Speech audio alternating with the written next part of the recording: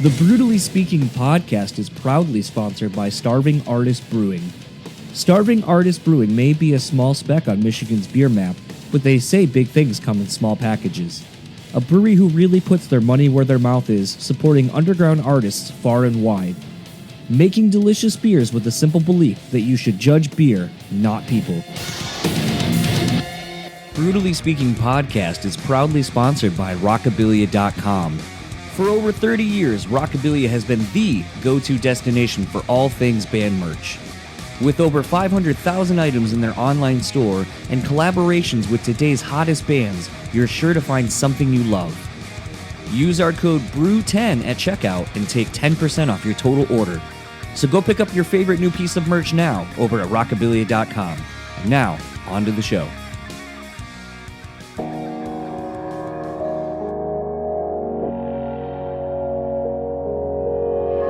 Say you have to have a lot of passion for what you're doing. This rings true because it's so hard that if you don't, any rational person would give up. It's really hard, and you have to do it over a sustained period of time. So if you don't love it, and if you're not having fun doing it, you're gonna give up.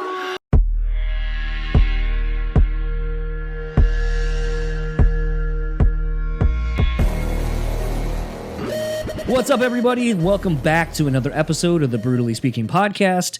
I am your host, John, and this episode's guests are Tyler and Lee of Hollowfront. Always love having Tyler come back on. This is, I believe, his third time of being on the show. First time for Lee to come on. It's always kind of interesting to kind of have Hollowfront Tyler on. Given the fact that when I started this show, I had what was the iteration of Hollowfront then here in my office where I'm still doing this show. And it's always kind of an interesting parallel, maybe like a mirror into how I see sort of the show, where there was sort of the excitement of doing something new. You're not entirely sure where it's going to go, and it's just fun and it's exciting, to now a handful of years later. It's more serious. It is a profession. It is a job. It is, well, it's still exciting. It's still all those things that I said previously, but there's just an interesting, like I said, a parallel between how I see Hollowfront and the show and myself. And I kind of will always correlate the things because I feel like, in a sense, this is just going to sound so fucking shitty. So I'll just say it. I'll just say the thing. And I don't mean it to make myself sound bigger or anything like that, but there just kind of becomes this thing where you realize as you travel around, and in the case of Hollowfront, touring, where you kind of realize like it's one thing to kind of be big and I'll say kind of complacent to be big in your hometown, but it's something else when it kind of becomes a thing outside of where you live. It's kind of astonishing, honestly, that you'll go somewhere and someone will be like, hey, love this song, or your song means this, or you'll get messages, or you'll get DMs or whatever. And it's just crazy. And, a little bit of that is me coming off of just coming back from Buffalo for the Better Lovers Blissmas Christmas show in Buffalo, New York. And I kind of posted about this on my socials, so maybe people didn't see it, but it was kind of a surreal thing. I had a couple people at the Sabres game that, 300 fans plus the band ended up going to. I had a couple people that were like, hey, man, really like the show. It's really awesome, da-da-da. And granted, I don't know if it's literally because the last episode I posted before I went was the Better Lovers episode. So, like, someone might just be like, I like that episode, not necessarily the show. But it is also a thing where, and it was kind of, for me, and I was just talking to a friend about this morning, actually, of when I'm recording, that it got a little weird for me. I'm still not good with taking compliments. I've never really been good with taking compliments. I'll kind of deflect and put the shine on something else I think is more deserving. But it was kind of weird because, like, I ran into Mitch a couple of times throughout the weekend, and, we had some talks and good hangs. Thanks for buying my wife and I some drinks at the Pink. Much appreciated. And we're at the game. We're about to go on the ice, and this dude that was standing right in front of Mitch and I turns around. He's like, man, I really love your show. It's super awesome. Really been killing it lately. Congrats. And Mitch and I had just been talking about how like that episode of theirs had, charted, was doing really well, did like quick little fist bump, in regards to that. And then the compliment came and it felt awkward to me. I'm not good at kind of receiving praise. I constantly joke that anyone can do this because I think anyone literally can. It's just talking. And I don't feel like that's a skill. But I suppose to some, and I'm kind of getting better at understanding this, that some people are just not as talkative outwardly as I am. And so it just kind of creates this interesting thing.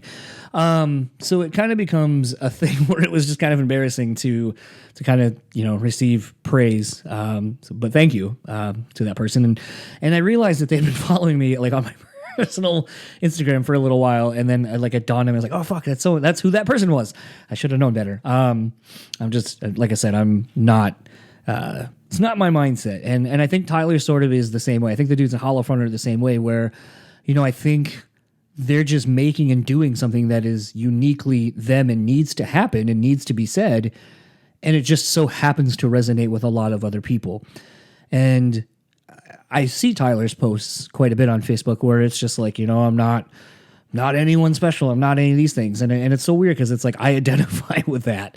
But it is sort of a bit of a challenge, I think, for some of us to realize that when we put ourselves out there in these different mediums of entertainment, that eventually there's going to be someone, hopefully, that finds a similar bond in how we are, or maybe that we have said something that resonates with them and they've just never been able to put the words to it.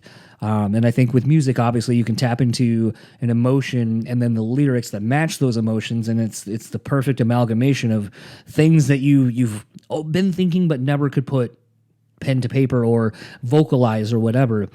And I think for that reason, I think that's why Holofront has done so well.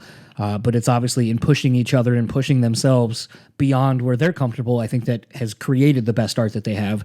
And their new record is no different. Obviously now with it kind of being a two-piece, just with Lee and Tyler, I think it's really interesting to kind of navigate that. I always find how to pivot and how to change something when maybe something isn't working, or maybe it is working, but just somebody else can't be involved in the process anymore. Something has changed. What does that look like? How do you navigate that? How do you go forward? And I think for me, the big thing I was interested in talking to Lee and Tyler about was, how do you move forward, especially for Tyler? Once again, this is almost like the third iteration or fourth iteration of the band. How do you go forward? How do you navigate that? Because you could go a multitude of different ways, and I think, like I said, I was very excited to hear the new Holofront record and to see where they went. And I think both Lee and Tyler really pushed each other to be the best version of Holofront at this point. And obviously, as you'll hear, they loved talking shit on each other. And it was a good time. So without further ado, let's get into my conversation with Tyler and Lee, and I'll talk to you all on the other side of it.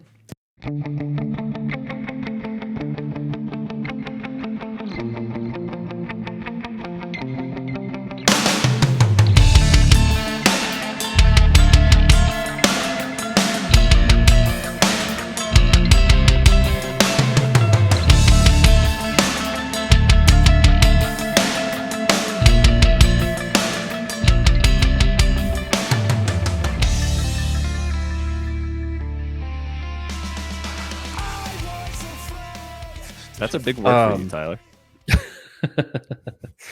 So sort of actually in talking about what we were just kind of talking about before I was rolling.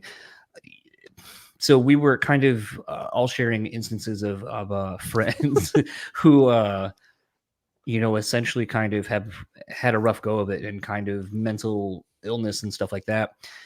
And I think something I was just going to say before I hit record was, at times you got to understand that maybe you don't have the bandwidth for people, and it's okay to express that.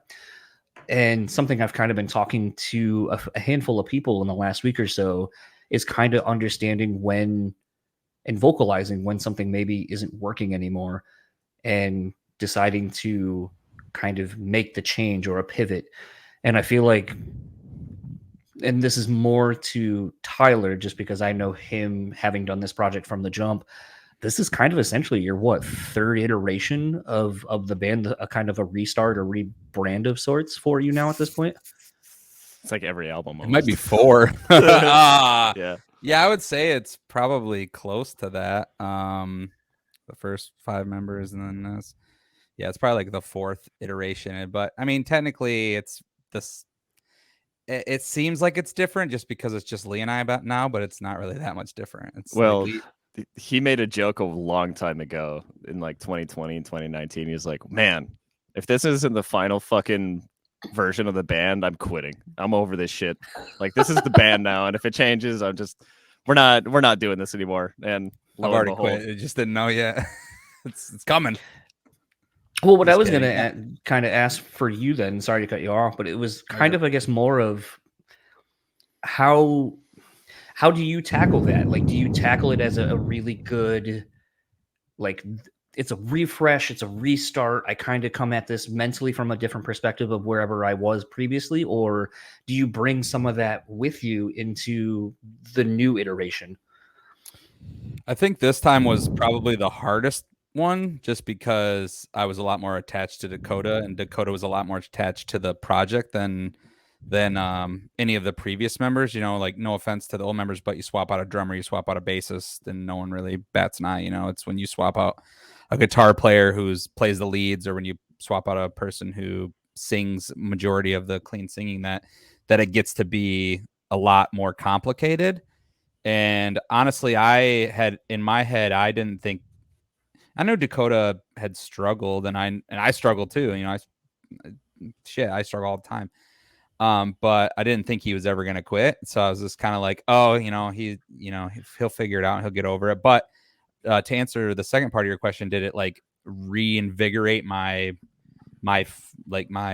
vision for the band? Absolutely. Just because I think, at first it was scary because we didn't really know if I was going to be able to pull off the singing and stuff. I mean, we knew I could do some stuff, but we didn't know if I could handle like the whole load. But so doing that was kind of scary, but it was fun. We had a blast making this record. If it's any consolation, Tyler, I knew you could do it because we had tracked singing before, but what kind of songs we had to write to cater to your voice for this album was like the tough part. It's just like, okay, here's what we've done with like Wearing Thin, and here's what we've done with kind of like these chiller, more atmospheric breaks with Dakota's voice, and like, how do we approach that from the perspective of slotting in Tyler? And if you try to do the same shit musically, it sounds goofy as hell. It does not work. So it's like, how do you be the same band and like the same shit and want to do the same shit that you've built your band's like sound on, and do something that still is effective and works for Tyler? So this album, if anything, was just like, all right, let's sit down for a month and write some songs that will set up Tyler for success. Because, you know, if you try to do something like Wearing Thin, or even in some cases kind of like Loose Threads without Dakota, you're like, this is not going to work. But then again, you know, like Stay With Me and Wearing I just do it in a different way. I can't replicate what we did with Dakota, Yeah. but I in my personal opinion, I think we could write any song and figure out a way to implement my vocals into it. Whether it's like a Wearing Thin or something, I don't think it's impossible. I think it's uncharted territory for us. So I think it was safer to go to the rock side, you know, because that's how I gravitate more towards that anyways. Like, I just enjoy that type of music more than I do a little, you know, not that I don't like the kind of like poppy stuff as well, but I like rock music. That's just how I've grown up and what I've gravitated towards. Well, I guess as like a quote, this is such a silly term, but like, I guess as a ghostwriter, when I'm working for bands, or like even for my band, I write everything with the context of like, this is cool, but this is what this project either needs or will work, or this is what the vocalist will succeed with. And so that's just, I would think that way with Hollowfront, but I guess I just thought that way even more for this record, because it's just like I had Tyler's little voice in the back of my head behind my chair the whole time I was writing, even if I was by myself. And half the time, I mean, he was just hanging out on that couch, yelling at me like, hey, That part's stupid. Do it again. Like, okay. Right. Yeah, now usually you know the how it producer's feels because role. when I'm in the booth, you go, that sucked. Do it again. Do it again. Do it again. Do it again. Make them like record a melody and fucking repeat it again. Don't change it, Tyler. Like establish a melody and fucking repeat it for the love of God. I hate you. Quit changing. Whatever. Lee, is it, you kind of touched on something and we kind of joked about it before we were recording, but, obviously being associated with so many different projects and, I joke that you're more of like the John Feldman role where it's not that you just produce, but you get in, you kind of start helping with the songwriting and help make the songs as best as they can. Like, that's something I've always heard in such a positive manner about working with you is that you work to make the song the best it can be for whoever you're working with, regardless of what style it is or whatever. But knowing that you work with so many bands, like I don't want to say like just do the TikTok-y type thing where you just write jokey shit, but it showcases also, hey, I mix mastered this, I wrote all this shit. Like this is also kind of a digital business card of sorts of what I can do. Is it hard sort of to compartmentalize yourself like that into different projects and different writing styles and go, this isn't like you might be working for something and maybe a melody you're working on doesn't fit for that project. Remembering like that could be something maybe for Tyler later on. Like, is it easy for you to compartmentalize your ideas like that? So I have like 3 responses, I guess, for that, but I'll try to keep it short. So like, it's a podcast, man. You got time. Well, you don't. Yeah, fair. So I guess to unpack that, there's a couple of strategies that you can use. Mm-hmm. The number one most important thing about like working with an artist oftentimes is just having them in a stream or in the room. Like when I worked with any locals or any band that comes in or any like national level bands like Prada or Silverstein or whatever, there's usually somebody on the other side of the webcam that's going like, oh, that's cool. I like that. Or so usually like I need to be good about communicating with them. Like, is this cool? Do you like this? How well have I listened to your discography and how well can I replicate what you guys have done? But anything I write, people are gonna be like, oh, I can tell Lee did that because it's inescapable. I have my own sonic footprint, so it's like it's always gonna come out sounding a little bit like me. The leads. For a long time locally, I was like, nobody was writing guitar leads into their music, so it's like if somebody heard one that was a little bit like slidey sounding, they're like, oh shit, that was. I always told Lee he should make his own little leads by Lee, and kind of like like a plug-in. Yeah, dude.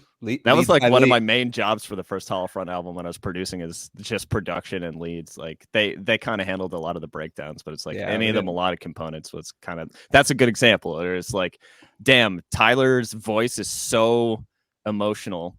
It's like, how do we suck more out of that? It's like, if you took all the atmosphere and leads away for a Hollow Front, it'd be like, there's no point. Honestly, though, I don't think on that first EP, I don't think because we wrote a lot of the instrumentals and stuff before. We wrote them before you never heard my vocals. Speaking in tongues, we did. You never heard me scream. I suppose that's a good point. So maybe it wasn't your voice that drove me to that conclusion. Maybe it was more just like, how do we contextualize how this breakdown is supposed to be making me feel? And if it isn't making me feel anything, then vocals aren't going to make me feel anything either. Well, and so not even like, that music without atmosphere or if it's just straight, like just straight guitar and just straight, to me, that doesn't make me feel anything. It's just kind of like, it's like, okay, I've, and not to shit on those kind of bands because they have a space for sure. But for me personally, I like to hear melody with heavy. Like to me, the marriage of those two styles really like, it's like Kill Switch and those kind of bands. Oh, like, yeah. Back in the day, like is like, holy shit. Like I want to cry, but also want to like, mosh in my bedroom, kind of a shit. That's why it's so important to, when you are in a musical, that's why bands break up. That's why band members don't work out, is like, if you can find 1 or 2 people in a project that align musically really well, you can actually go really far. And Tyler and I have always aligned super well. Like out of everybody that I've been in bands with, out of everybody that has been in Hollow Front, he and I musically really get down to like metalcore and melodic hardcore, and not just straight heavy, not just straight gent, not straight just whatever. It's like whatever people have been hearing out of Hollow Front, that's just something that Tyler and I agree on, which is why we make such a good team. It's like, yeah, we still bicker about like, no, the bridge is fucking stupid and we will change it. But or mostly we bicker mostly about vocal stuff because it's like that's I don't know. I think like I'll write something. I guess it's like 50-50. I'll write an instrumental sometimes and you'll be like, 60-40. yo, dude, this is fucking stupid. Nobody's gonna listen to this. I hate this. And I'm like, damn. All right. Well, he's exaggerating. I'm never that. I'm never that like that. No, just kidding. I am like that. I'm definitely like, that sucks, dude. No, you'll sit behind me and be like, no. I think your number one no. Your number one way of like not liking something is you're like, this isn't fucking hair metal. I'm not hair metal. I hate hair metal. It's like, I don't hate. Tyler, this is nothing like hair metal. I do not hate hair metal. I just don't want to be in a hair metal band. It'll be like a rock section. I don't want to be Dragon Force or something. I don't know. Just, yeah, it's like it'll be when it's just too happy sounding. I want it to be sad and just make it sad. Yeah, like I'm the melancholy guy, but if I make anything that's like slightly uplifting, he's like, I fucking hate hair metal. This is stupid. Nothing in the major key, dude. Just everything in the minor. Minor. What's funny is it's not even in the major key. It's just like I don't not care. It just sounds like depressing sounding. Yes. This is the shit I deal with. Well, I think you guys are hitting on something that I've talked about quite a bit. As I feel like it's two ways you can kind of look at it. First of all, I think when you start working and breaking down how bands work internally, you tend to find that it's like one or two dudes anyway. Oh yeah. Like I remember like something I've said ad nauseum is like when I got the A Death Grip on Yesterday DVD, and like Brandon's coming with full songs and he's playing guitar and he's showing like Dan and Travis how to play the riff that he came up with. And I was like, wait, what the fuck? I didn't know Brandon could play guitar, let alone was writing all these songs. And then it becomes a thing when like the DVD extras on CDs, like back in the like mid to early 2000s became a thing. You kind of saw that it wasn't always like the band dynamic that you used to always think of, like, well, the drummer drums and the singer sings and writes all the lyrics. And it's like, you know, even like Seven Dust, you find out that like Lejean pretty much doesn't write anything. He's just literally the vocalist, and it's Clint and Morgan that kind of write the melodies and the vocals and so forth. Right. And when you kind of start learning how bands work, some people, like when it became, and I hate to say it like this, but like whittled down to you two, I'm sure a lot of people were like, well, what the fuck? All the good parts of the band are left. The good songwriters are gone. And it's like, no, it kind of was always this. Now you're just learning that this is what it really kind of always was, because it just happens to stay this way now. I think for sure, because I've definitely gotten like, oh, their lead guitarist left. Like when Dakota left, they thought our lead guitarist left. And I'm not shitting on Dakota at all. Like he wrote maybe 2 full songs and maybe threw in a couple parts and some songs that were, but for the most part, Lee wrote everything, all the songs, all the leads, all the atmosphere, and then Dakota would come in and do his vocal parts, and then we'd work together on that, or he'd have something that we didn't even need to give him any criticism on, and then I would do the same thing, and then I would say it's always been kind of like a 70 or 60-40, 70-30, where it's Lee doing most of the stuff, and then the we come in and we do our thing as well. But yeah, like I don't think the sound has changed at all. I think it's just the only thing about the sound that changes is the singing without Dakota, you know. And I understand people's opinions on like, oh, I like the band better with Dakota. Like I understand that. Like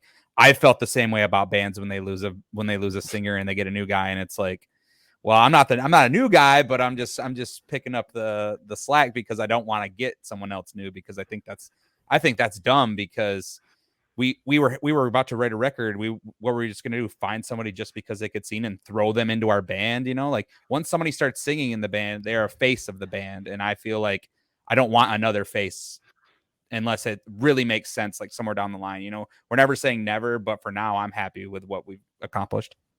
Can I ask a possibly very weird question? I could possibly give a really weird answer.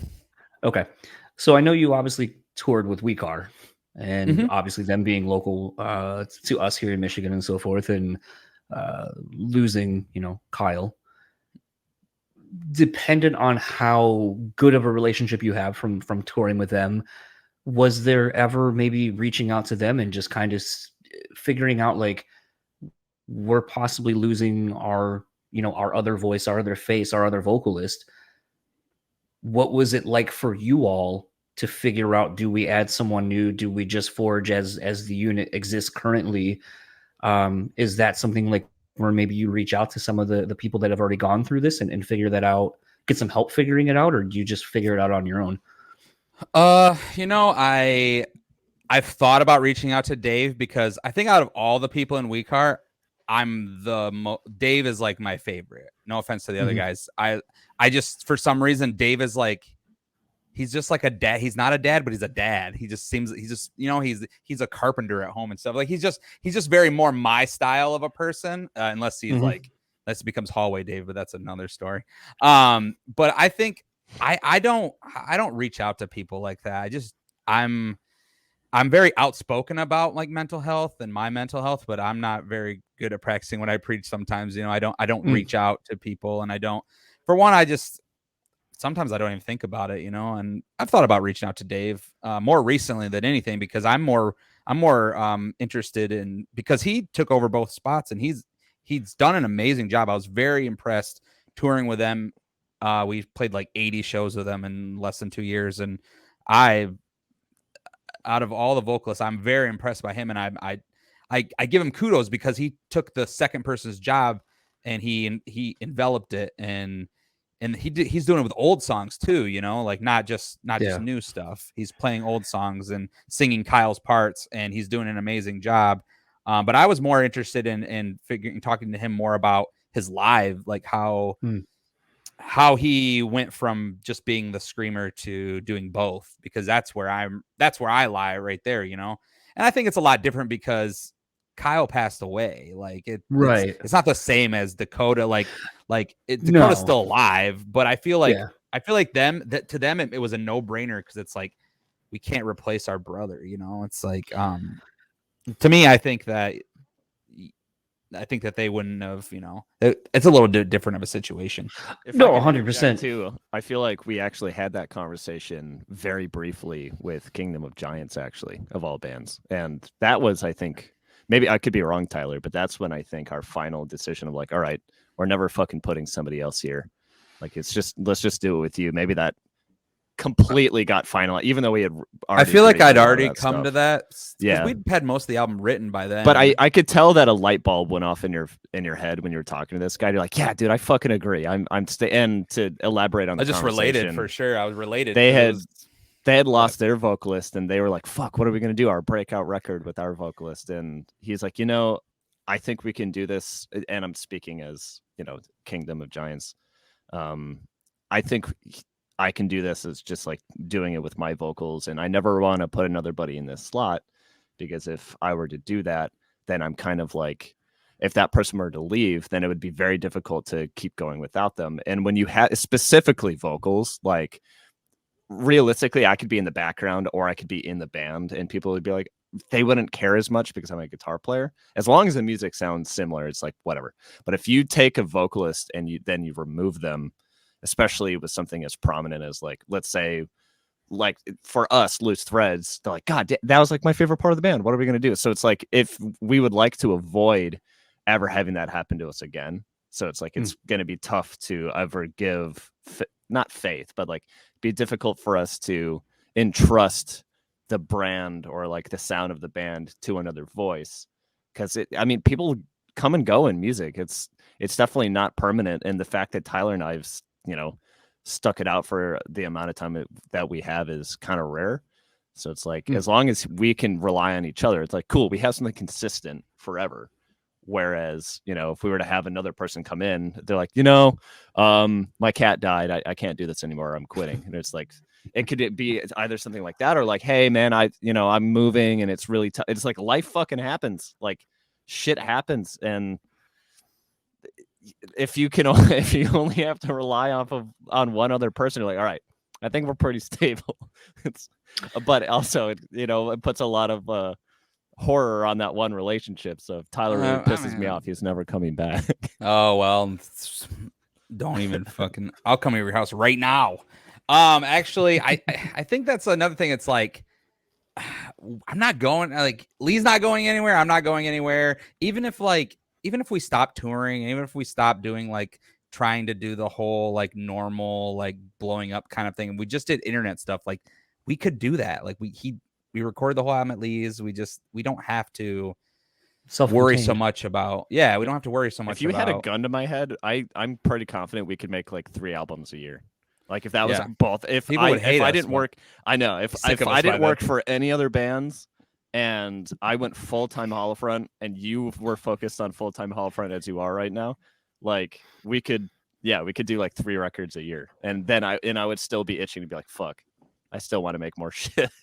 I have to make stuff, otherwise I just implode as a human being. Luckily with this album, it came out much quicker than our other albums, so it wasn't as long of a wait, but it was still almost too long. I hate the wait. I was fucking like, come hate on, let's just put it out. Yeah, I'm not if you make me sit on material for like a year or two, like, dude, I'm on to the next thing, man. There was a band. I haven't put out the episode. Technically, like it was on the Patreon when I was doing that thing. Like, hey, here's episodes I'm never putting out for various reasons. And the person I was talking to, like, they had put out a single and they were on a label and had just like finished Warped Tour and shit like that. And I was like, so when's the record coming out? And they're like, oh, well, we've been sitting on the record for, I think at the time they said that they had been sitting on the record done completed for like 9 months. And that record, I don't think still technically has come out because that person is no longer in the band and they have a new vocalist, conveniently enough, to this conversation. But it's a thing like, I mean, even like yesterday, like a friend of mine in a band sent me their new record. I think it's the first of the masters because I think based on the like little descriptions, it looks like it's the first round of mastering they've gotten for the record. And I was like, oh, this is cool. I was like, oh, I can't wait to talk to so-and-so about this record. And then I was like, fuck, it may be like 5 or 6 months before this bitch even comes out just due to vinyl and everything else. So you're sort of at this weird thing where it's like, I talk all the time about like, I feel like the idea of dropping singles makes a lot more sense because if you want to do something creatively that's a little bit left to center from what you're used to doing, at least if you drop it when it's inspiring and you're in the moment of that feeling, it won't come as such a surprise as 2 years later. And then all of a sudden, like, what the fuck is this?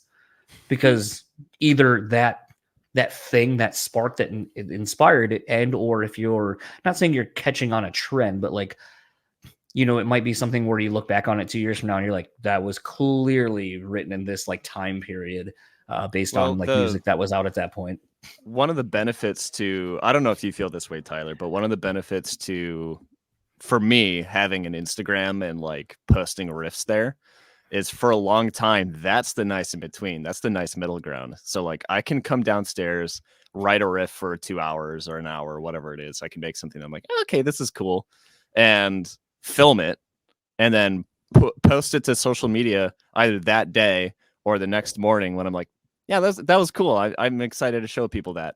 And then to see that the immediate trickle in and the immediate feedback, I'm like, damn, that should be a song. This is cool. So it's like, that is the nice, it's really nice to get to do that as an artist when you're so used to writing for other people and not taking credit for writing or like not being able to put out your own band's music until like a year after you've written it. And that's wonderful. And I've even said that on Instagram where people are like, man, why don't you turn more of these into songs? I'm like, that's not what they're meant to be.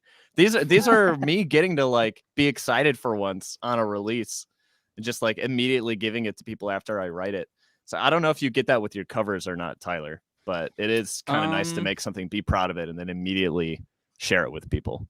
I agree. I agree with that. I think that's why, like, I don't know. I think albums will always have a place just because there's people that love albums. I love albums. I wouldn't ever want to just do just singles forever with no kind of like releases as far as like compilations. But yeah, and I mean, I think being able to put a spotlight on all your songs instead of, because like song at the end of records, especially, those songs suffer. Like Good Things Never Last is suffering just because it's second to last song when that song should be doing better. If we put that song out as a single, it would have been doing 10 times better. But I think that albums and stuff will always kind of be in my vocabulary. That's why it's so tough to like pick the singles, because you're like, I know I'm dooming the ones that won't be a single to not getting as many streams, but It's like you're almost picking favorites of your children. You're like, how do I do this? I love all of my children, but No, you don't. I love some of my children. That's a Last lie. note. Not in real life. My song children. yeah, Not my I real mean, life children. I love all of them. We equally. always step away from a record and we're like, yeah, let's never do that again, or let's try to avoid doing X, Y, or Z again. Yeah, like, there's always one song you do. There's always an itch on every record where we're like, ooh. we tried that, but that's why like our song, The Itch. That's Oh, what I meant by saying the itch. You said, I thought you said a itch, so I thought remember you just had something to scratch or something. Oh no, but I don't know. I get what you're saying. Picked up on that joke. That song sucked. But I think that's why people like it. There's some people that like that song. I'm gonna start. I wrote, or let me back up. I made the template for the next record, which for me it's always like, okay, new drum tones, new guitar tones, new bass tones, new instrumental bus, new master bus. Vocalist. I made that last night for the next record, just of like, here's the starting point, here's what I'm going to use to write the next record. And I did that so that I'm like, okay, anytime that I have an itch for writing, I'm going to use this. This is brand new. I've never used this before. This is going to put me in a new mental space to be excited to write new material. And I'm planning on going back to what I did before I was a producer, which was like the first Seraphim. I'm assuming you remember that band. The first Seraphim record that I wrote like 40 or 50 songs, and we used 5 of them. And so, and what that ensured, that's why Tabula Rasa, if you remember that record, that's why I feel like the songwriting was so good on that song, because I allowed myself to fail. I didn't feel like everything that I wrote had to be on a fucking record. And it's like, no matter how good you are, I think that's really healthy to do. Especially if you don't want to write the same damn song every time, and you don't want to be safe, you don't want to just do like the Octane thing on every song, because that's got a formula that you can follow. But it's like, if I want to be a musician and I want to write Hollow Front and I want to write the best songs possible, what I would like to do is I would like to write 30 or 40 songs for the next record, and have Tyler and I be like, all right, fuck that, let's not do that. This isn't we're not going to do that.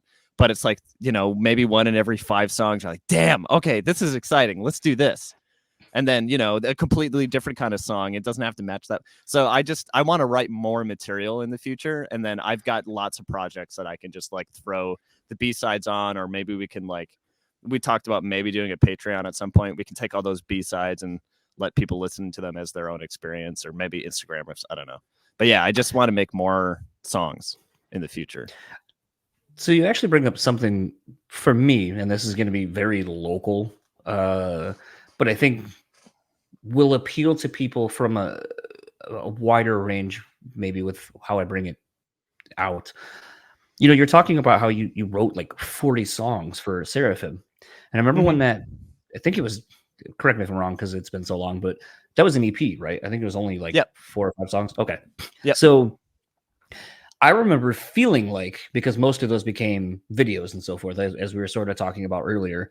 And I just remember feeling like there was a connectivity between the 5 songs on that EP, that like there was even sort of a storyline in the videos and all this kind of other stuff.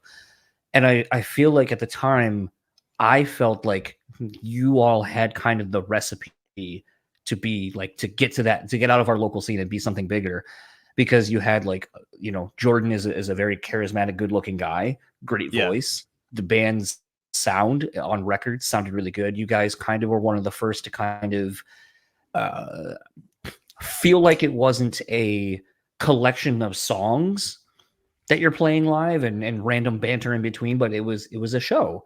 Like, these songs have interludes. There's all this stuff. You guys had the scrims when that was what kind of was the big thing all of a sudden, like scrims and all that kind of shit.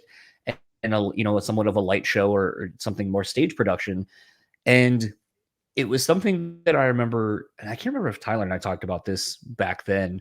But I felt like I kept saying bands should be paying attention to what you guys are doing, because you're so self-reliant on you record everything, you produce it, you have someone that that helps film the music videos and does all that, but you keep it all internal. And in turn, it's like you look at bands like Killswitch Engage, or like some of these other bands where it's like they or like Fit for an Autopsy, or like things like that, where it's like you get someone that's sort of able to kind of help, and you don't have all these extra hands in the fucking pot trying to dilute the product. And it's a thing for me, and this is where my question is, where I feel like Seraphim was like this close to like getting signed and kind of doing something on a bigger scale out of just here in Grand Rapids. Were you able, or did you take what you had learned from working with Seraphim and getting it as far as you could, and then getting it with Hollowfront, going like, I think you guys are like maybe I'm the missing piece to get you over the hump and kind of get you where like we just couldn't before, or So I couldn't before. yes and no. So I would say my experience of being in Seraphim was integral for me to meet other musicians, and it was integral for me to gain the experience of working from the context of a band, because I took that experience of writing that first record, and then there on every band that I worked with in the future, I'm like, okay, I think I get this. I get how to work with drummers. I get how to work with vocalists. This is the process. And I was also working with Johnny Frank, ex Attack, current Bill Murray. That guy recorded that record that I wrote for Seraphim. And I wasn't in Seraphim from the beginning. I joined at Tabula Rasa. And when I joined, I'm like, this band is cool and Jordan's cool, but like, I don't want to do whatever you guys are doing again. I want to write my thing. They're like, yeah, cool. And I'm like, okay, sick. And I met Johnny, and immediately he and I became really close friends, and he invited me back to like work on his other bands that he worked with. And I helped like kind of with like some Bill Murray stuff. And yeah, he and I just became really close. And that relationship is what catapulted me into being able to like do everything, because I just watched him. That first session that I had with him, I'm like, what's that compressor do? What's that fucking do? What's that? Why does your vocal chain look like that? How do you master? What do you charge bands? Oh, okay. What do you do for taxes at the end of the year? Oh, okay. What's the process like? Oh, okay. I should be charging royalties too? Oh, okay. So it's like literally my whole model for why I became a full-time musician came from him. And then when you realize how, I mean, obviously you have to have talent, but it's like when you realize how easy the tools are, and you realize that like this is the way that it can be done. Here's a person who's doing it full time right now. Yeah, it becomes super simple. Like Hollowfront is possible because I watched Johnny do that job. I watched him record bands and write everything for this band and to be a guitar, you know what I mean? So it's like without him, there wouldn't be a me. And then on the other side of that, it's like meeting Frankie, who's currently my roommate, who does all of our designs, and meeting Ned, who's one of my best friends that does all of our video for the most part. We also have Jason, who's another close friend who I met through Frankie. Without any of those guys, this band isn't really possible. But it's like all of our closest friends and me and Tyler are the one who make everything. And so, yeah. So yes, kind of a long, convoluted answer, but Seraphim helped establish my ability to do everything for a band because of the people I got to meet. And I think anybody would be, it's like if Jesse didn't start with Killswitch, if Will Putney didn't start with his band, I'm sure all of their experiences that were accrued musically before they started those projects, they'd probably say the same shit. Like, oh yeah, if I hadn't worked on this record, I don't know if I would have known how to do this or that, or, you know, because it is scary. The first time I had a band in, I was like, fuck, I don't know if I can do this. Like, I don't know why these people are coming to me for a record. I've only made demos in my basement, but like, fuck it. I guess we're doing this. Funny because you were very confident. So because you were like my third band or fourth band, but it's like before that, I'm like, I don't know. I was also very good at faking confidence. I think the other side of that, like why Seraphim didn't go further was because of band members, and that it's because Jordan lost his fucking voice. Dude, we sat on that record for like 2 or 3 years, and he just wasn't mentally, he was out of it. Like when that happened to Jordan, that's what killed Seraphim for sure. It's like, and that's why all the other members started like not caring anymore, because he wasn't able to do vocals. Fair. He was barely able to talk for a year. Without Lee though, Hollowfront would have definitely broke up by now. Like it just that's 100% facts. Like Hollowfront would not be a band right now if I had only the original members, and it probably wouldn't have gotten past the original members just because we didn't have the cheap option to record with anybody. And when we found Lee, it was like, oh shit. And then what Lee turned our shitty garage music into, and what we were able to make out of that, and then continuing on pretty much every record after that, for 100%, it's comes down to having solid people that aren't, that don't have life. They have life problems, but they don't let those problems get in the way. And I 100% believe Hollowfront would not be a band if if Lee wasn't around, because I probably would have quit a long time ago. I mean, to throw some of the credit back Tyler's way. I mean, you and I talked about this a little bit before Tyler got in, but it was like I recorded a shit ton of bands, and like when I first started back in like 2016-ish, and I also wrote a shit ton of songs for those bands. And unless you have a good vocalist with a story to tell, or with a vision, or with whatever the it factor is for a band, there are so many vocalists that are in the metal scene that either do it on a lower level or what have you. They aren't able to convey their emotion in their scream. They're just barely can do the technique. Unless somebody like me gets paired up with somebody like Tyler, it doesn't fucking. You can write the coolest instrumental, which I'm sure you've heard. Like, and you'll hear a band, you're like, why haven't these guys popped off? And then you hear the vocalist, you're like, oh, that's why.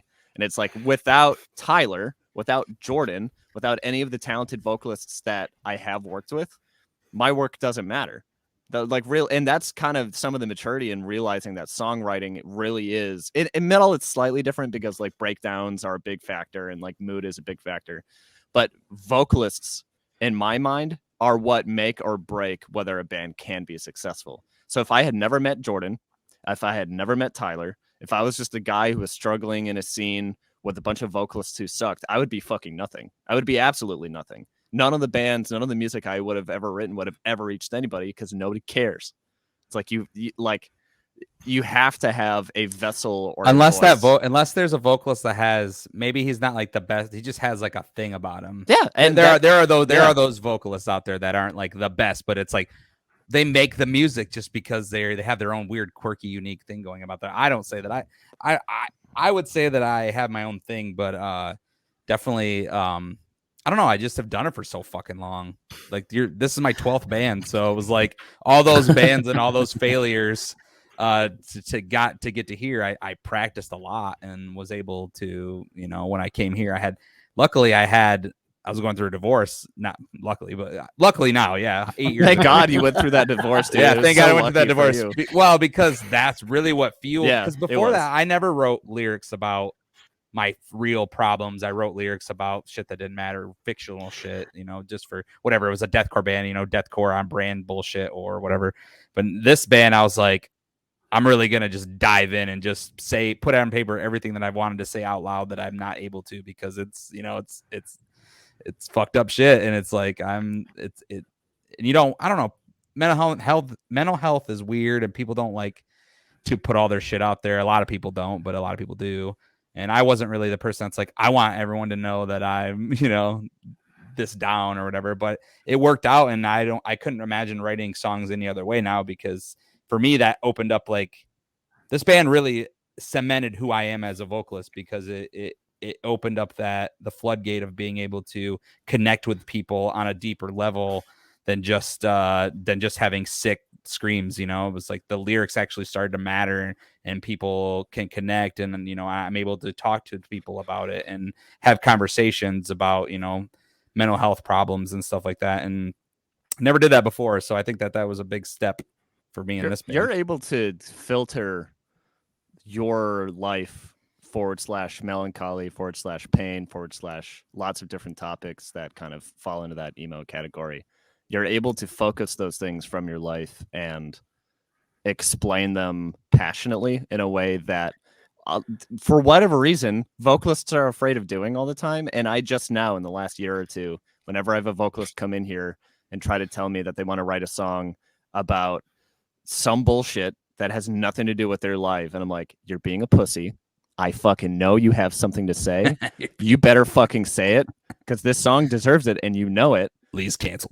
And you're like, quit. Like, you need to, like, I want you to confront the shit that you're thinking about right now. Like, we're in a generation where everybody complains about being anxious and depressed, and it's like, I know you got some shit to say. Say it. I don't want to hear about some fucking dinosaur from 30 years ago. I don't even fucking know. Dinosaur. Like, 30-year-old dinosaur. Dude, it's some space I wanna gent. hear that song. If I hear another song about space gent, I'm gonna lose my fucking mind. Oh like, yeah, dude, stop. You need to write this about I used something to that write like matters that. to you. Otherwise, nobody else will matter. And Well, I it's think like, sorry. no, go ahead. Well, I was gonna say like, and I'm sure like I'm forgetting a song somewhere in there, but so forgive. But there was like a track when like going back and listening to the record today that I was like, and I couldn't, I couldn't remember your old band, Tyler. I was like, is it Bury Tomorrow, Kill Tomorrow? And I was like, I don't know. There's too many of those. Bury the Silence. Bury the Silence. That Classic. there was a song that kind of harkened back vocally to that, and even musically kind of Probably to that. And I Crash was and like, Burn. probably. I just remember it being It's the only song with blast beats. Sure, yeah, I was gonna say I remember it being Or when not listening, the it only was one, like but- further into the record. But it was a thing where I was like, this might be new to a lot of other people. Where I was like, well, this is where I remember Tyler coming from, like just beasting on vocals. And it wasn't. And it's funny you talk about going through your divorce. I remember you all sitting here and you being very, very trepidatious about the soft song on the record, the EP you were about to put out about your divorce, basically. And it's funny to hear you now. I think I've only been doing this for 8 years, so I think it was about like 8 years 5 ago, almost a years. decade. It was like 5 years that we did that, because that was right after Dakota and Brandon joined the band. So that was Right. that was 2 years into the band by the time we Okay. had done that interview. But yeah, it was definitely a lot. Things were different back then. When this band started, I just wanted to be a heavy band. I didn't want to be soft. I wanted to be. Yeah, I know. And I remember you so- saying that you're just like, I don't want to be a pussy band or whatever. Like, I don't want people Do to you think know like, the song? Do you know the song "Afflicted" by any chance? Like from our discography, "Off Loose Threads." Never heard that song? probably. He probably hears a lot of music. Yeah. So I don't look at song titles anymore, like, because usually it's just sitting somewhere and it's just. If the you go album's back and playing. listen, that's one of our biggest songs, if not our biggest song. It's like a big rock ballad. Was kind there of a video thing from for Loose it? Threads. Yes. Yeah.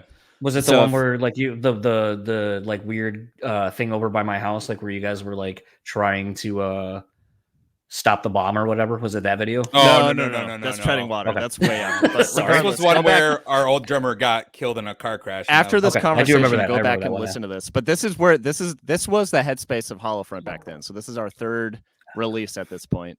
And they all went downstairs to go and have their first meeting with the then Our old manager, manager. Ryan Kirby. And I started writing Afflicted, which was like this big, epic, like very rock, which is way different for them back then. And I showed it to the band, and they looked at me. They're like, "We're not fucking Seraphim. This is not us. This is stupid." And I'm like, "Dude, if you were to just take this style of music and put Tyler's like emotional, like delivery over it, I'm telling you, this is the fucking future of the band." And back then, they just wanted to be heavy or melodic hardcore heavy, and there Not was no mixed. there was no in between. And I'm so glad that I was able to like somehow maneuver my way into allowing, because I was like, fine, fuck it, I'll just use it for Seraphim. And I'm so glad I didn't, because I think the success of that song maybe put some confidence back into the band. Like, oh, okay, we can be melodic. We can do something other than being heavy. And plus, Tyler and I just don't enjoy straight heavy music anymore. But both he and I really like melodic shit. So I did when the band first started it, because I was angry. I think I wasn't really like sad. I was sad, but I was more angry than sad. So I really wanted to like. Now you're just sad. Yeah, no, I'm just sad. Just not angry no more. Just sad. But I don't know. I just, over the years I've changed my views. I'm not a person that's stuck in his views. I've changed my views. You're the complete opposite now. You're like, I don't fucking like stop writing heavy shit, Lee. I don't care. Not that. I like writing heavy stuff. I like breaking teeth. Like I like writing heavy stuff. I like to have one or two really heavy songs on an album, because to me that just it breaks up an album. Your voice does really well with shit that's super. Yeah, because I just like to hear it as like a music listener. I'm like, but for me, it's like, well, I've done that. I've done that so much. I want to sing, and I want that side of my voice to be heard. I was afraid for you to hear the fucking electronic shit I made. I mean, we've talked. I was like, Tyler's gonna hate this. You're like, no, dude, this is different. I love this. I'm like, fuck yeah. Well, I mean, like, There was and again, because I can't see my phone and what song is which. You're good. There's a song in it, and it might be Breaking Teeth. There's a song, and it's right before kind of the bridge, if I'm not mistaken, where the lyric is something to the effect of like, fuck, I'm gonna totally blank on it because I couldn't even grasp that, but like it basically goes into like a refrain, and like you're doing a shouted vocal, but there's like it's not a perfect take. Like it has emotion in it. Like your voice breaks during the vocal, and then it kind of goes into more of like the sung version of it. And it's something like It's probably I think it's Will I Run. Yeah, Breaking Okay. Teeth is like straight heavy, no singing, all screams. Okay, never mind. But yeah, I think that one, because I do have like where I'm screaming, but I'm not like, it's kind of like more of a little bit, and then I go into a singing part. It might be, I think it's Will I Right. Run. I think the but I just moniker remember for the album was like convinced. Whenever he would give those kind of like vocal takes, the thing that I kept repeating to him this album was "convince me." Like you can say the lyrics and you can scream the lyrics, but like I want you. You need to fucking convince me right now, because specifically what you're saying at this specific part of the song, I need to fucking feel it. And every time I would say "convince me," he would go up 10%, be like, convince me. He'd go up another 10%. And until you would get to like a take where it's like, God damn. Yeah, I fucking believed every word you just said, that we're onto something. So that's all I think him. I just think when you it's like that's the thing, is like when you hear his voice breaking, because it's like he's feeling it, and it's like honestly outside of, and I know Jesse does this quite a bit still, but it's like it harkened, like I was like, ooh, that feels like Jesse on Our Library Just Breathing. That feels like other Jesse from Misery Signals on like, of Malice in the Magnum Heart. Like it's something that has to come out, and it's not perfect. Although I know, because of understanding how like recording works, it's like there was probably several takes of that, but that's the one that, like, no pun intended, breaks through. Like it's not perfect, and it's the imperfection that actually it doesn't makes need to be better. perfect. It's more of it should be like very intuitive. It's like if you listen, we're so programmed as human beings to be able to tell when somebody's either going through something or if somebody's happy or sad or whatever. You just need, like, as a producer or as a vocal tech or whatever your position is, you should be able to listen to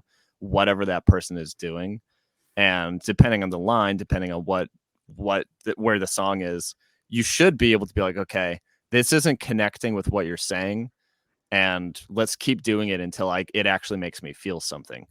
And hopefully, if the composition was arranged in a way that allows the vocalist to be successful, if you put that last 10% of effort into specific vocal lines, like, damn, that just made the whole song.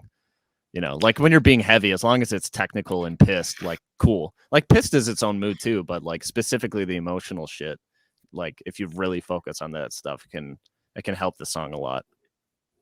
I've kind of like, because I don't want to keep, because you got about 10 more minutes that you've given me before you got to absolutely go.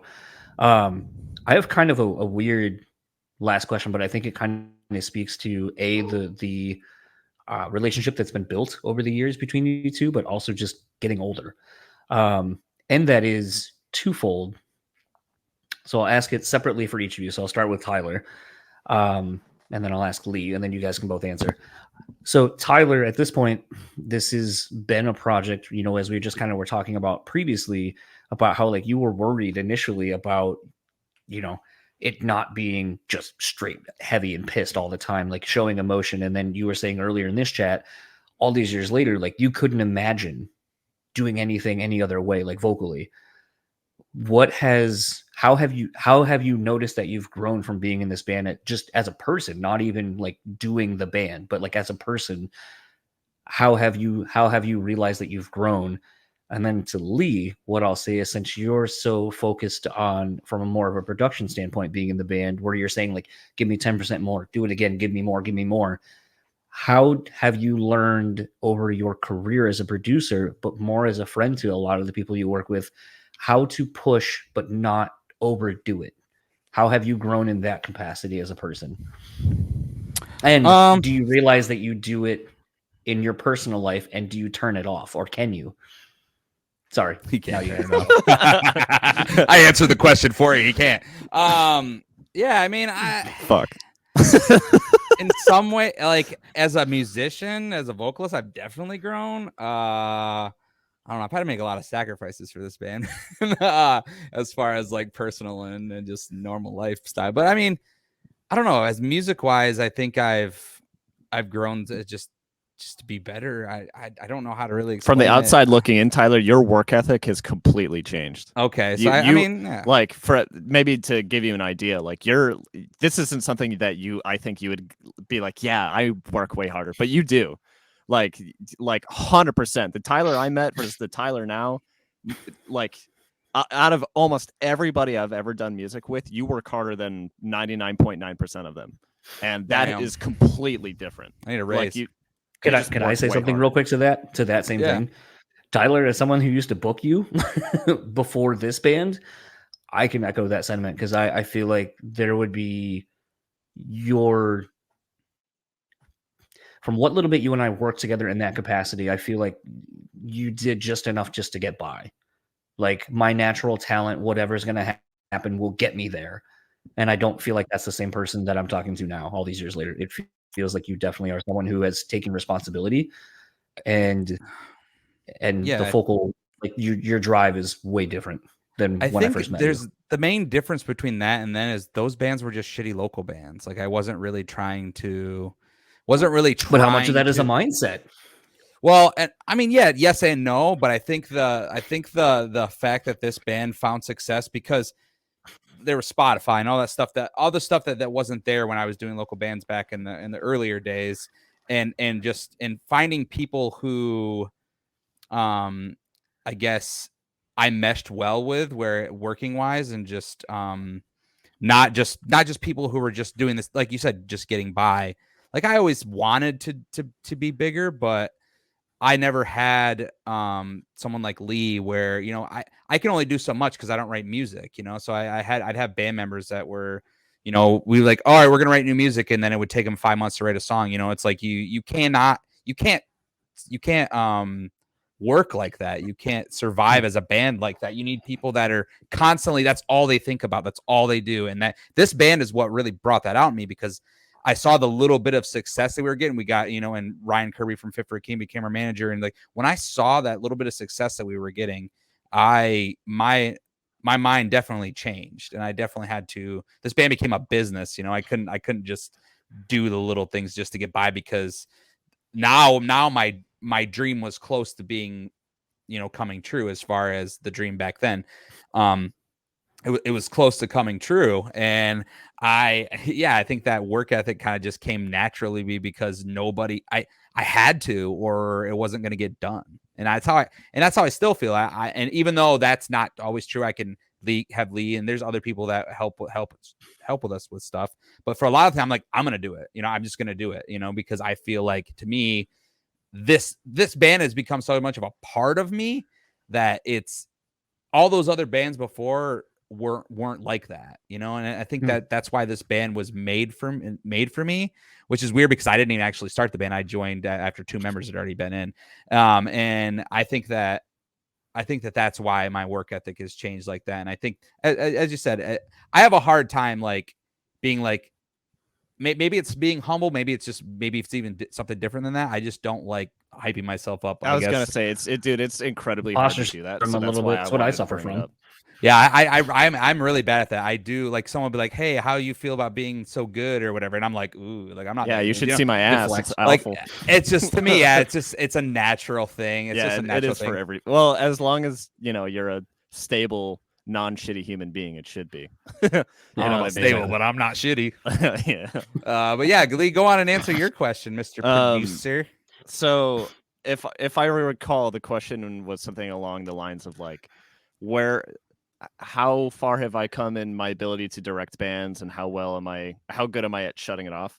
It was sort of that. It was more to the point of like knowing how far to push somebody.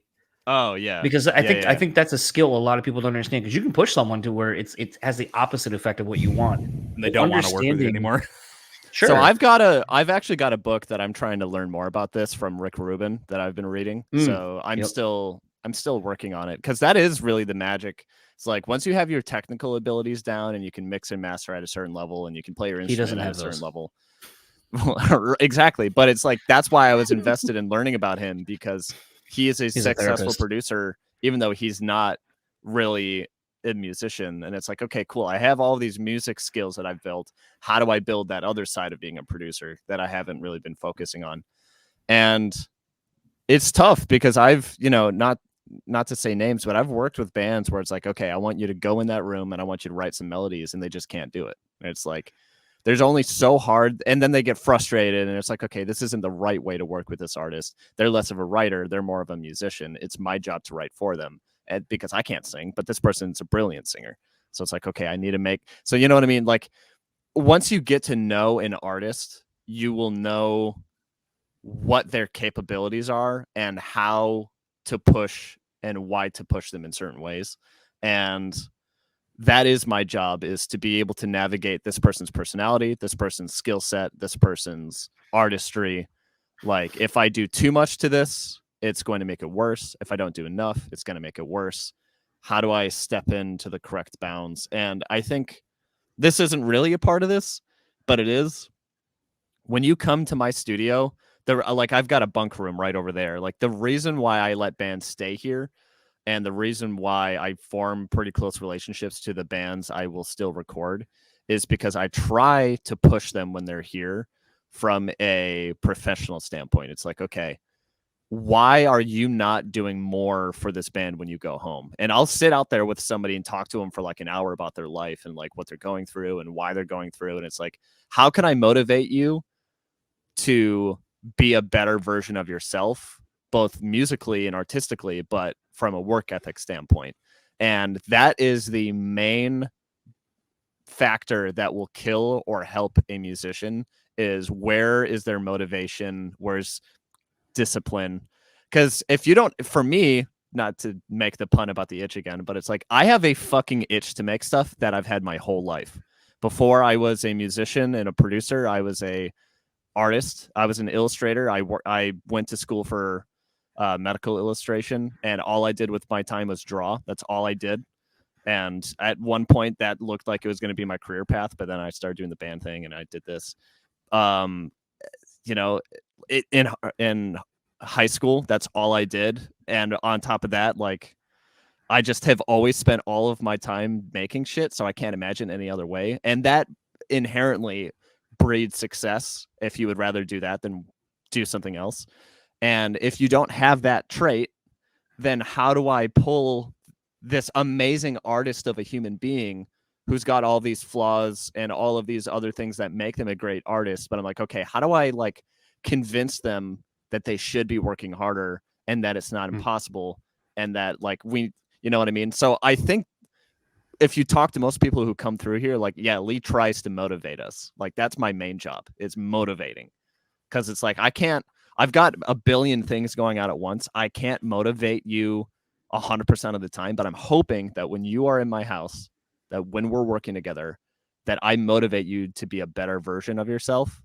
And I'm brutal, man. Like, if you're living up to that, if I don't think that you're working hard, I don't care.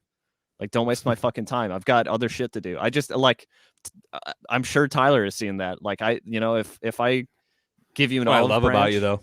Yeah, I mean, like, if I give you if I can interject a little bit on and talk you up a little bit, since you did that to me earlier, that's one of the best things about working with you, is that you do motivate, but you don't like pussyfoot around it. You know, you're like, you know, you suck, get better, kind of. So, you know, not still that brutal, but when we're friends, No, I've done that. When we're right, but right, you know what I mean. But like, yeah. you know, it's not you're not doing it vehemently. I do it to drummers a lot. I do it to drummers. Yeah, yeah. But it's like drummers. I have a program right here that can replace you. I have to be careful because I'm a dad now, and I can't bring this into every facet of my life. But I fucking hate excuses and I hate laziness. And I think there's a time and a place in your life where you need to be able to do both of those things to be a healthy person. But like, if I give you a due date on something and you don't do it, you do that enough times and I just don't care anymore. And I'm just like, okay, I'm going to focus on something else now. And the people that I still work with are the ones that have proven to me that they have over time improved, or that they have the ability to show up for themselves Because like, I mean, writing a record is fucking 20% of the work. And if you take that record home and you don't fucking put the work in, I don't care. This is something I've told other people who want to start studios, but when you have a band come in, you're not working with an artist, you're working with a business partner. Especially if it's like, okay, I'm going to write half this music with you. I have stock, I have shares in this company now via royalties. It's like, I have X amount of time throughout the year. I'm only going to work with people who are also going to work hard. And if Tyler didn't fucking work hard, we wouldn't be working together still. If it was a bitch to get him to come through my studio, if it was like pulling teeth to get him to do stuff, this band wouldn't exist. It wouldn't. And it's like that, you have to get it from both sides. And that's why this band still exists. But yeah, it is tough to not. Everybody knows me as the fucking critic. If we're watching a movie, if we're talking about something, God. Lee's got a goddamn opinion. I can't shut it off. And he hates most things. Yeah, but it's like I always say when I'm saying like whenever we talk, and it was a joke for a while, and it's still a joke, but it's like we'd be watching something, and I would just straight up be like, Lee would hate this. Everybody does that too. They're like, yeah, I was watching this thing, and it's like I could hear you talking. Like I know Lee's gonna hate it. And I'm like, I don't want you to experience this thing through brings the lens me joy. I don't want you to experience this thing through the lens of thinking about what I would think about it, because I don't do that with anybody. So I think that's unhealthy. But yeah, I'm relentlessly me, unfortunately, all the time. It's it can be pretty bad. Well, you have about 4 minutes before I have to let you go at the absolute latest. So yeah. Where can everyone find either of you or anything you would like to plug online? You want to start, Tyler? You can find me at Tyler or Tyler Tate HF at on Instagram. I had to put the HF on it, just so you know it's me. And then I mean, for Holofront, just Google it. It's everyone's like, where to find you? Google it. And plus your favorite streaming service / go to whatever. Spotify, because that's the one I pay attention to. Yeah, Spotify, because that's the one that Apple Music. Yeah, we don't get as many streams, but we like it kind of. This show gets better rotation. I have on, not Apple. I have less of a shitty generic we all get name. My name isn't as like shitty and generic as Tyler, so you can just look up Lee Albrecht and find me really easily. Yeah, but yours is not as easy to spell.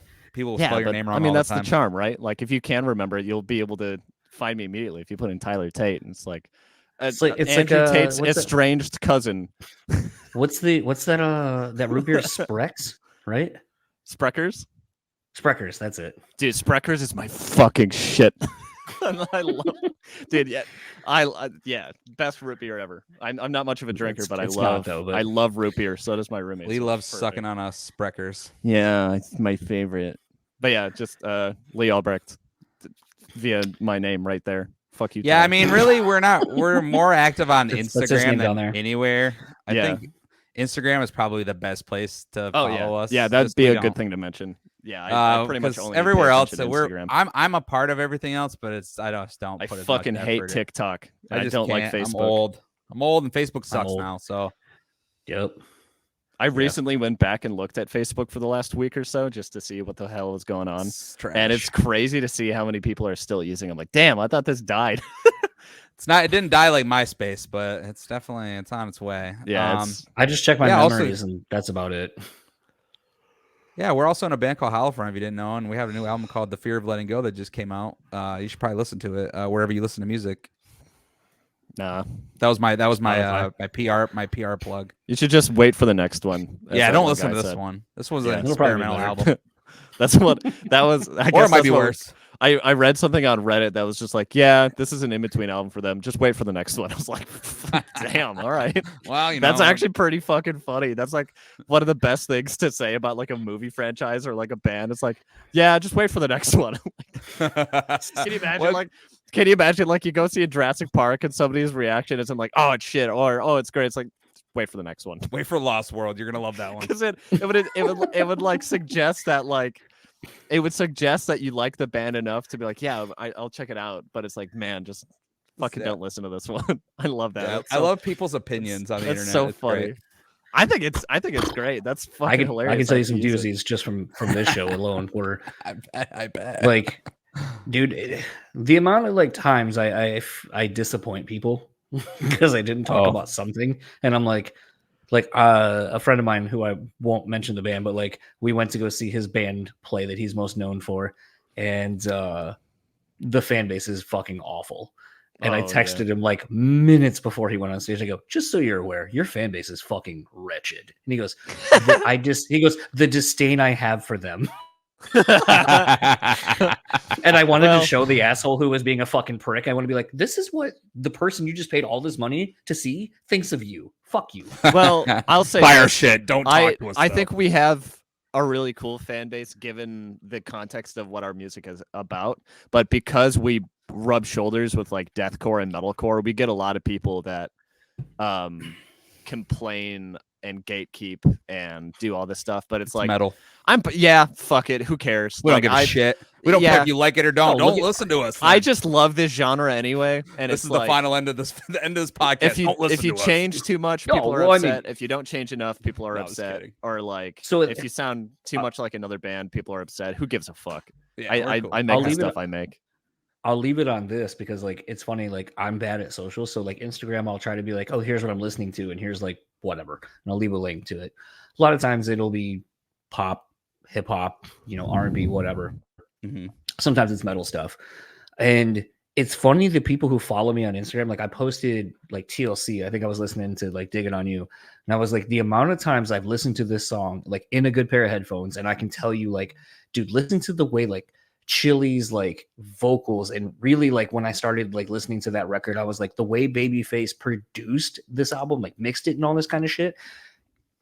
I used to think Left Eye was kind of not like, it was like, what are you doing in this group? You don't do anything. And then you start listening to like the stacked like vocal melodies, and it's a lot of Left Eye doing the vocal melodies and shit. And so like I'd be like, yo, listen to this song.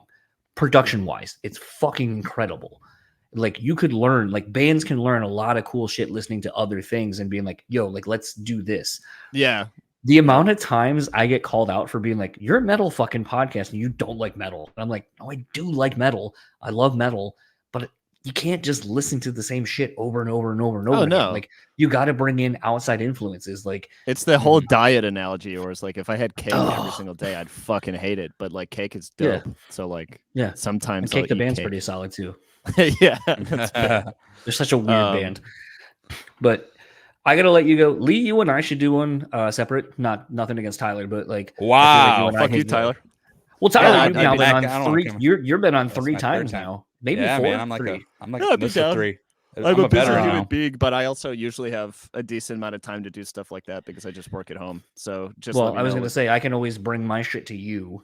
Oh yeah, that's fair too. Behind you and eat those Sour Patch Kids I see behind you. Yeah, the last artist that was in here bought 2 giant fucking bags of them and left. I will say here. it's my fault because I gave him an edible and he thought he was only ordering a small package, but he got 2 he fucking left him here. I'm like, all right, well, they fuck up my tongue. I don't know if I can eat all of these. Just leave him there. I'll tell you what, Lee. I'll bring my my Baja Blast edibles. Fuck. Oh, he doesn't eat. No, edibles. If you want to see me like, you want to see him die. Yeah, you bad idea. Lee on the other side. I do love mushrooms though. Mushrooms are fucking dope. Real fun way to end this podcast. Literally gonna end it. We love mushrooms. Take it easy. My wife is leaving to go to Vegas this weekend, so whenever she leaves or goes out of town, I do a guys weekend, and I invite like a small collection of like my good guy friends. This whole weekend, like I'm just getting mushrooms, acid, and fuck we're just doing that and like lighting shit on fire. Enjoy, my friend. You will have fun. Oh, I will. I got to get out of here. Enjoy the rest of your day. Thank you so much for the time, and I'm sure I'll see you guys. Tyler, around. If you guys end up connecting again, just give him my number and we can figure that stuff out. Yeah, yeah. And good luck on your date, Lee. Yeah. And I'm gonna go back to no lifing on my PC that I got. So you're gonna play Half-Life on that bitch? Thanks for listening to us talk. Yes, I love all the human beings who have lasted this long. You're beautiful. Goodbye. So that was my conversation with Lee and Tyler of Hollow Fronts. Again, their latest album, The Fear of Letting Go, is out now. Go jam it. A lot of good songs on it. And honestly, I loved the song Under Pressure with Dakota kind of sort of being, I don't want to say a marriage, but sort of like a nice send-off to Dakota and also kind of ushering in the new era of Hollowfront. I always love when bands are able to do that. Like, you look at a band like Killswitch Engage. Obviously, when The End of Heartache came out, they did a song, Irreversible. There was like a bonus track on the End of Heartache album that brought Jesse back, seeing him do kind of the chorus and bridge section. And then obviously once, Howard had left and Jesse came back, doing the Signal Fire, kind of getting to redo that. It's always great when bands kind of are able to navigate the hardships of change and show that there's, no bad blood and that everything can kind of move on. And, I'm just kind of, I don't know, maybe it's just because of like this past weekend being in Buffalo and kind of getting a better sense of that between two of the bands that I saw. It Dies Today. This is the second show. Actually, I guess technically it's probably like their third or fourth. But essentially, it's the first hometown show in Buffalo in like 10 years for It Dies Today. Obviously, Brooks, left for a while.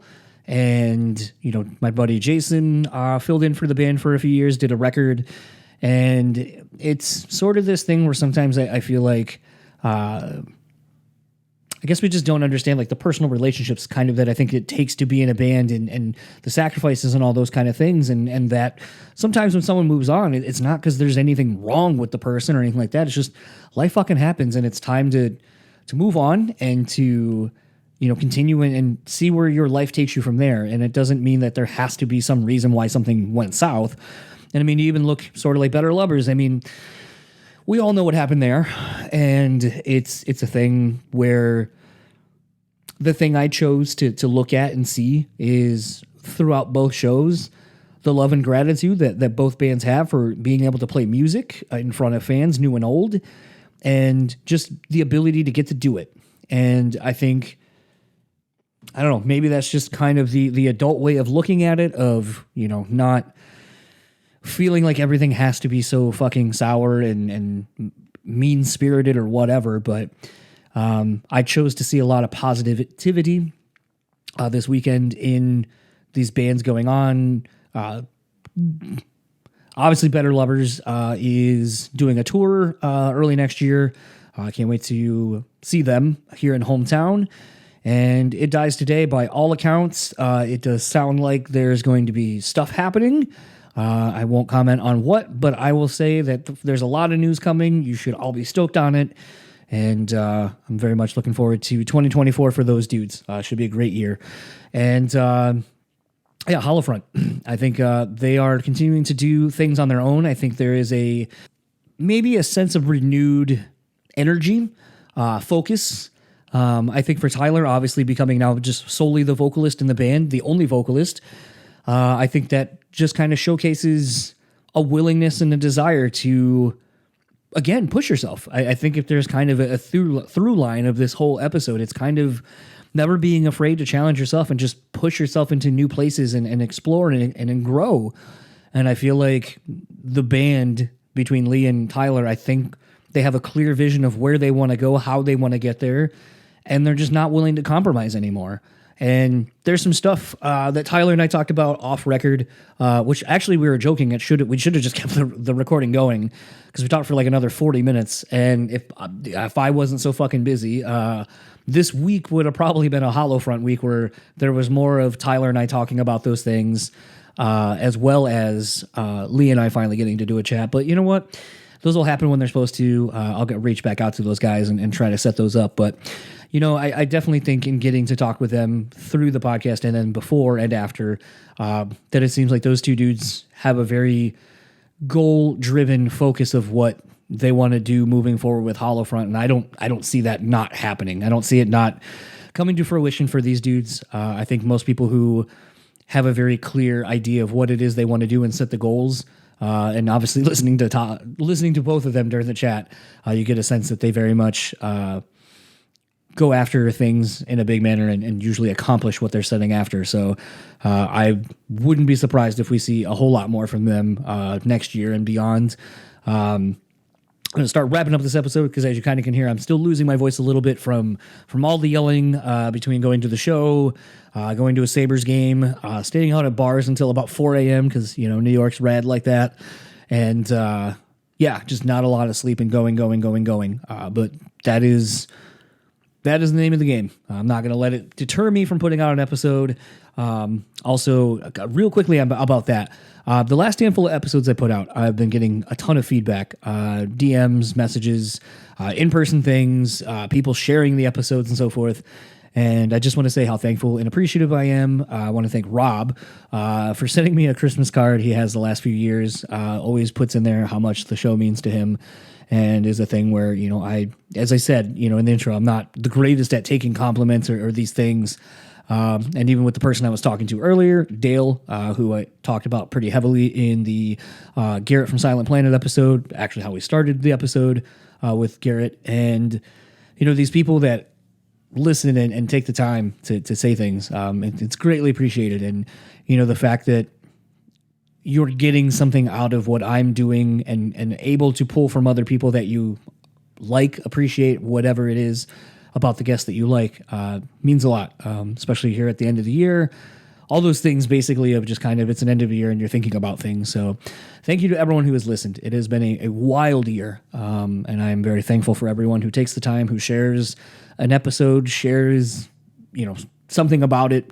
It's always much appreciated. So thank you so much.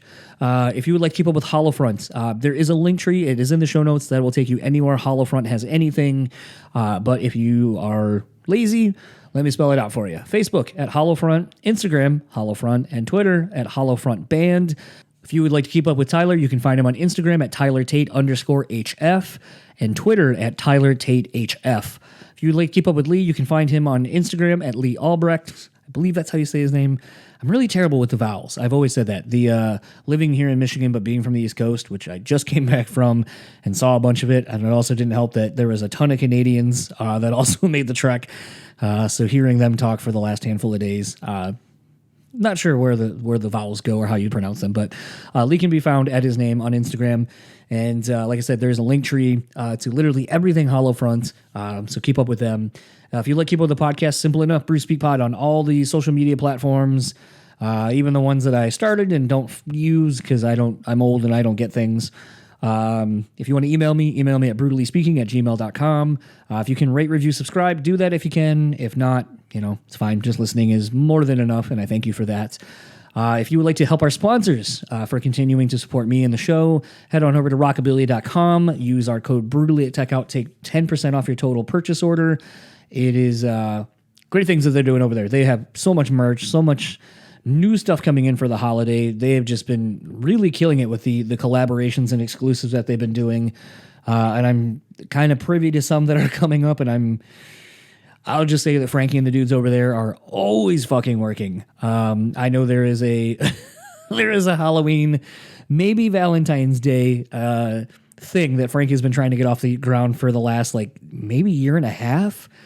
And you know what? Fingers crossed. 2024, it'll happen. It's almost happened a handful of times, but that dude and his crew are always just doing a ton to bring awesome merch and to, you know, just bring fandom of music to people. So shout out to them. And Starving Artist Brewery, they are a great brewery who have one of my favorite slogans for a beer, Judge Beer, Not People. And they are, you know, great little company that support their music industry, support music. You know, one of my friends' bands in Heartsick, they have a beer that they've done with. There's a couple of other beers that have been done with other bands. And they just continue to do a lot for smaller bands in the scene itself. Sometimes you'll see them out at shows here in the Michigan area. So it's just always rad to see people, you know, literally and figuratively putting their money where their mouth is. And those guys and gals do that. So go support them if you can. And for the Brewtally Speaking podcast, I will see you all next week, where our episode's guest is Porter from Atreyu. That was a really great one. Obviously, Porter and I have gone way back, almost to the beginning of the podcast, and he has become a really great friend. So can't wait to get that one out to you, and I'll talk to you all then.